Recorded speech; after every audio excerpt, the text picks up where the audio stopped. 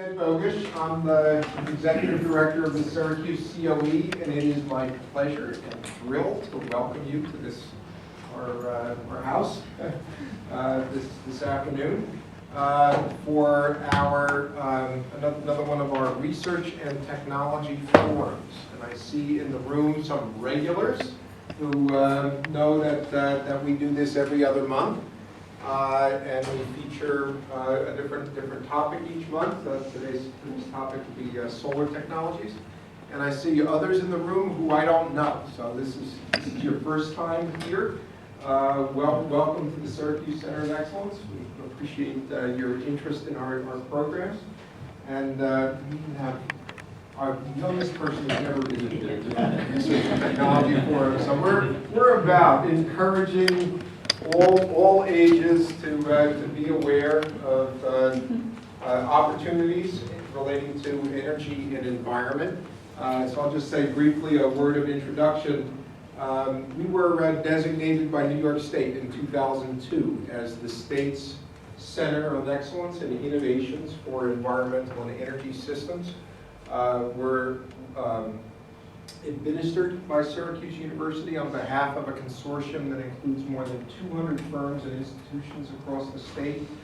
This building is an apparatus for research and development and demonstration of new technologies in a broad range of areas relating to buildings and energy use, including solar technologies, both photovoltaics and solar thermal.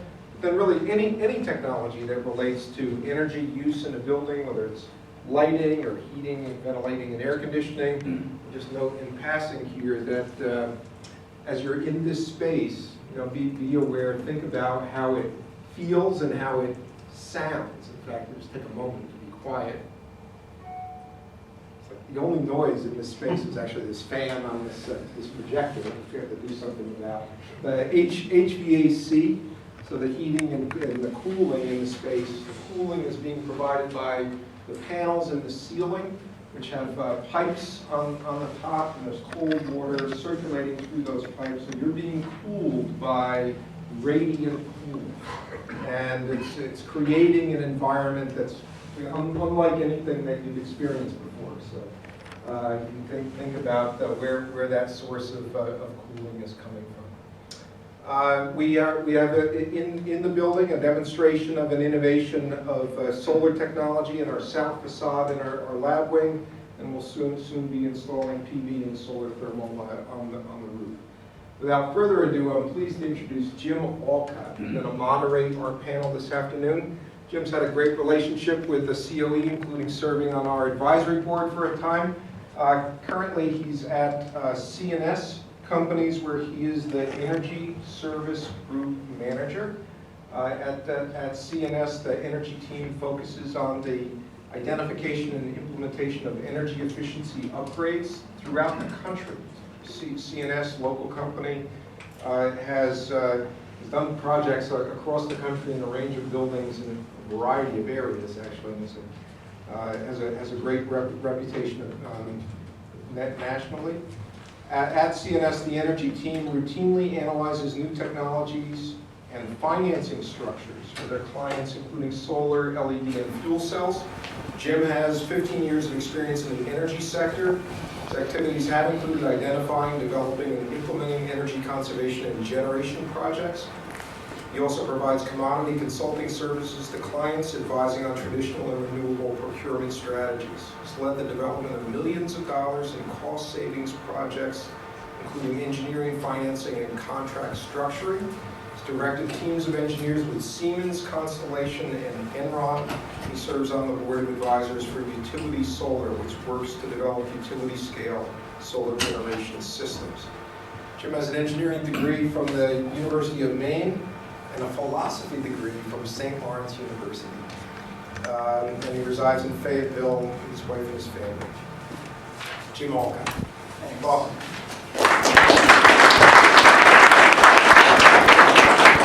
Thank you. Well, welcome to the solar forum here today. As describing, this happens every couple months. There's a new technology which is pretty advantageous for those of us, like myself, that need to keep up to date on the technologies where they are, not just in the engineering side, but also the financial component, which is always one of the most important pieces. Just so I can get an idea and the panelists can understand who's in the room, can I get a kind of show of hands? How many would kind of consider themselves maybe higher ed or research interested parties here today? Okay. How about design professionals for solar? And then maybe industry installers or companies. And then how about end users, people who are interested in just using the technology? Okay, great, that helps. Thank you. So I don't know if, I'm sure in New York State you've worked a lot or looked at the solar market. It's very difficult because, every year or every month it's constantly changing. So it's great to have guest speakers like we do today to kind of get an understanding of the playing field today. A lot of things are moving, things that we were telling our clients last fall were not viable are now, we've got to go back and loop back and make sure that they understand that we're not out of our mind, that things actually change, their market conditions, all sorts of things that came into play that made it a 180-degree change. So this type of discussion today is really advantageous so everyone can understand where we're at as of spring, but most likely next fall it'll be completely different, so stay tuned. Our first guest is from a company called Sunmax Solar, which is down in Binghamton, and they're a leading manufacturer of integrated solar thermal systems, not the PV, not on the heating side of the solar industry. The company was inspired by a high school science project established in 2006 by two brothers, Adam and Matt Farrell. Since its inception, they worked for leadership and product integration of new systems, pioneering the new development and distribution of these systems.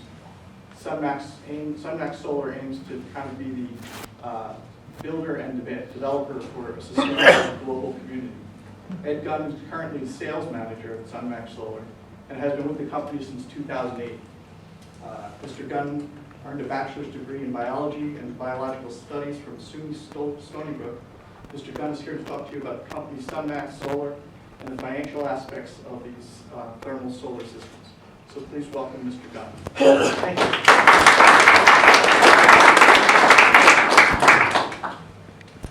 Thanks a lot. Our CEO, Adam Farrell, was supposed to be here today, but he's at Intersolar in San Francisco, so I gladly filled in. Anytime we get a chance to talk to the public about solar thermal, I always jump at the chance to do so. The other two speakers will be focusing on PV, and it's kind of ironic because typically when people think solar, they think photovoltaics or PV. And part of our daily struggle and our biggest hurdle is educating the market and the public about solar thermal. What is it? How does it stack up against solar PV? What are the costs? What's my payback, return on investment? So those are the kind of things I can go over with you guys. I'm open to a lot of questions. If you guys have any questions along the way, let me know. I'll start a little bit about Sunmax Solar. He gave a little interview on what we are. We are based out of Binghamton, New York. We had offices in California, Colorado, and Bainbridge and Ithaca, and recently merged all our offices to Binghamton, to a larger location where we started manufacturing some products. We do our flat plates there, which is a type of solar collector, to qualify for the Buy American and ARA rebates. We also do non-pressure tanks there, some of our other accessories like storage tanks, and we're working on some control systems as well. So most of our products that we offer are actually U.S. made, but also New York made, which is really good for our New York market. A little overview on the company. It actually started in 1999. It was a high school project which Adam and Matt Farrell were working on a solar project for a high school project, and they actually broke the PV panel, and he was looking for some solar cells to replace the panel. He went to Radio Shack, and everywhere he went, the prices were just really, really high, and he didn't have the money at the time to actually buy a new panel, so he figured, why don't I just buy some cells, put my own panel together. Shopped around, found a distributor in Massachusetts, which said, yeah, we have cells, how many truckloads do you want? He was only a high school kid, he had about $400, but ended up buying $400 worth of solar cells, put putting together a panel, doing this full project, and then actually started making panels. Started a Silicon Solar, which is an online company that's still around today in e-commerce, or selling integrated solar products, PV products, solar chargers, landscape lights. In 2006, when the oil prices started going up, there was a big demand here for solar thermal, which Sunmax Solar started as a brand name for the solar hot water products from Silicon Solar, and subsequently started a spin-off company, Sunmax Solar, which we are today. But we also have a company called IGS, which is Intelligent Green Solutions, and that is a project management company which will help our dealer installers bid projects, engineer projects, or actually do the installations for our end users as well.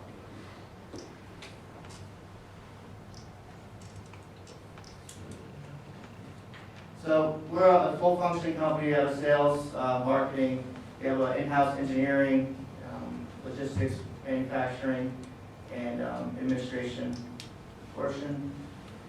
We are one of the fastest growing solar thermal companies in the U.S. We were actually the fourth largest company at the end of 2011.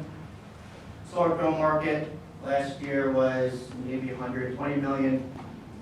I'll speak about the PV market, and you'll see the differences when they talk about that, but minuscule to where the PV market is. So there's a lot of room to grow.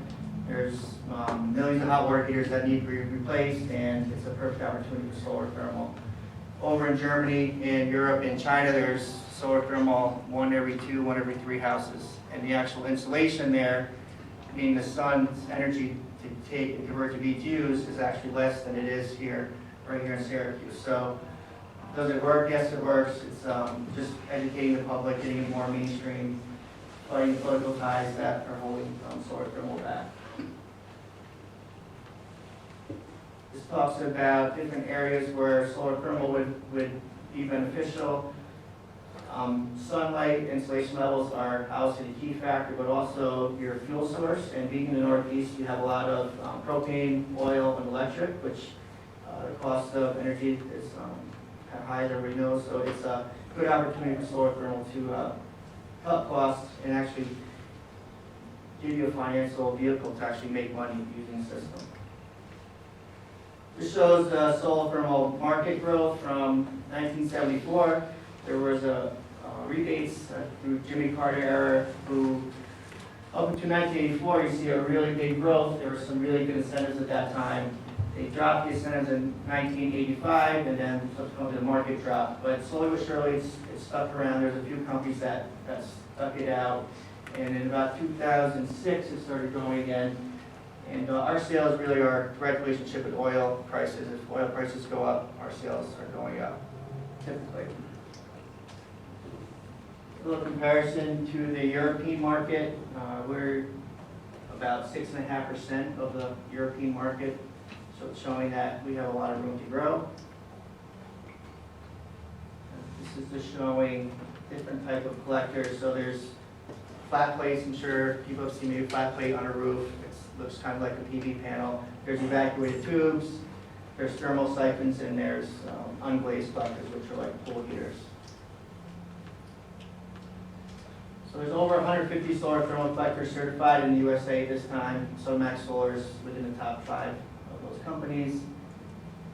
Some of our competitors are Heliodyne, AET, Sunroof, and Schuco.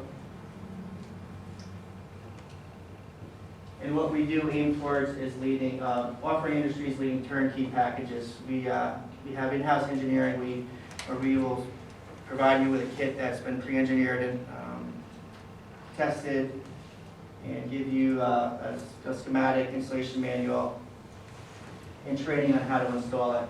We've got a training program. Part of the problem that we faced in 2006 was there was these new products we're selling to a market, which no one really had an idea how to install them. So with that came a need for a training program.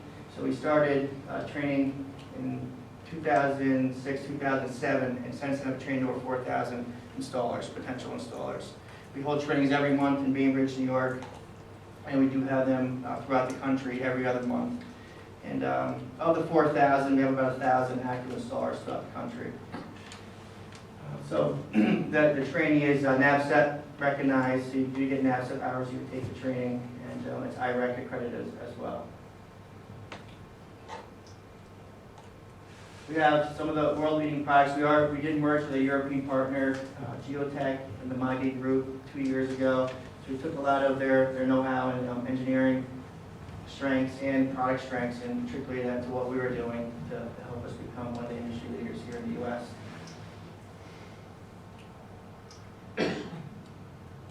If you're interested in more information on solar thermal, sunmaxsolar.com is a great website with a lot of information on solar thermal. Not just our products, but part of our issue is we're developing a market, we're also to educate a market and then sell to that market. So we are all about education. We have free webinars that we do every other week. They're on a site called solarwebinars.com.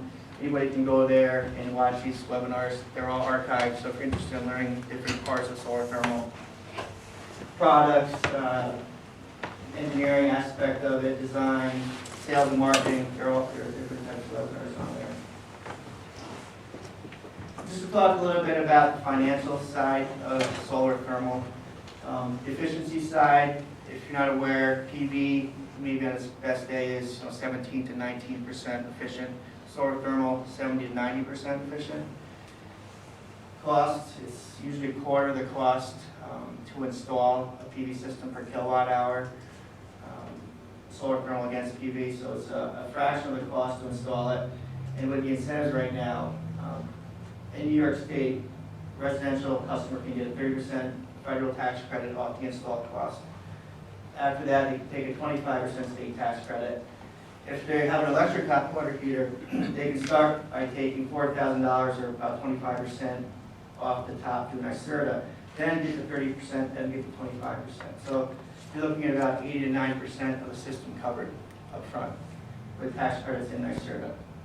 After you do run the numbers, your annual rate of return somewhere around 15 to 20%. There's not really a market out there right now where you're going to get your return on investment.